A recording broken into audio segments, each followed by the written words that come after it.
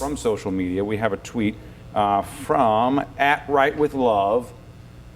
What letter grade would you give the traditional media based on the last 2 months of news coverage? Hashtag stay tuned, SDL, hashtag be delicate. No. I inserted that part. I'm sorry. But in all seriousness, letter grade you would give? I'll start with the professor. Well, I think one of the big deals that in academia, we're always talking about defining terms and saying, when we use the term media, who are we talking about? Now, since you're from Channel 5, I'll put you on the spot and say one of the great things about traditional media is a big company like yours can afford to invest in doing some things that the new media can't do. So for example, I know 2 of the 4 network affiliate stations, the traditional ones, brought in reporters from outside, brought in African American reporters from outside, and I've had some students who are interviewing them and talking to them about their experience and so on. So I would grade your station very high. You also had, in observing your coverage, one of your reporters went among the protesters and followed up on stories or information about people who were there and asked them, why are you here, what are you doing, what's your motivation? A lot of times, unless you have a really experienced person who's been covering these kind of things all along, those are the kind of things you wouldn't typically get. So I would, under very extreme and strange conditions, in my experience, I think the traditional media here in town has done a pretty good job overall. I think we kind of have to continue with the unpacking of who we're talking about. If we're talking about the media that is now Twitter, I would give Twitter an A, simply because of its constant engagement, simply because I know that I can go to Twitter at any time of the day and find something about something that's happening on this particular issue. Do you worry about whether it's been vetted?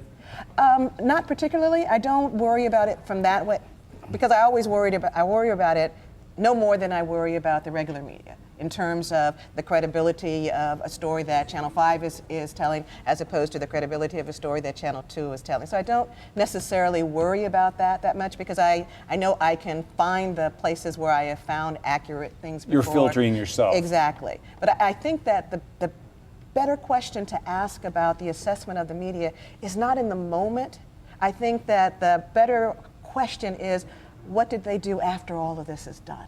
How are they going to report? If they're going to continue to have African American reporters talking about issues, because one question that I have about once President Obama leaves office, I know that there have been a lot of African American faces on all kinds of media. If that's going to change after an African American president leaves office. So I think that the more important question is what is the media going to be doing? How is the media going to be telling these stories after the Ferguson is addressed or dealt with or dies down or goes away? Because that's what's going to help us have better conversations about what's happening right now. Are any of those same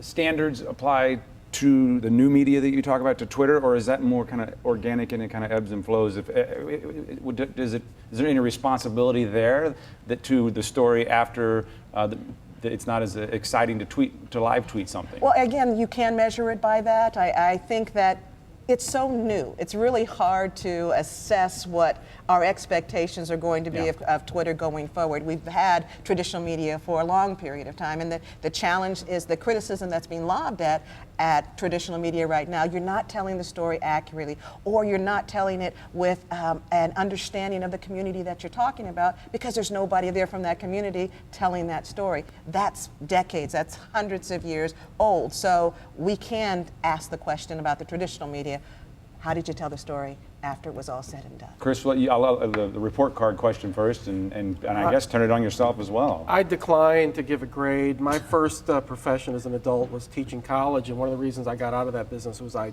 hate to give grades. It's a really arbitrary, insufficient way to judge complex human behavior. However, I think it's been an exciting couple months in St. Louis. I think the media has been part of the excitement. I think the presence of national media made the local media do better work. I think everyone's done great work across the board. You're with KSDK. Your station has just put the camera and left it on for long periods of time. That's an incredible public service. I think our newspaper, the St. Louis American, has done well. I think the Post-Dispatch has done well. Riverfront Times has done well. It's really just been a good time to be Has here. social media raised the bar? I can't live without it anymore. I got dragged onto it. I was doing Twitter as industry, grudging industry standard before Michael Brown was killed.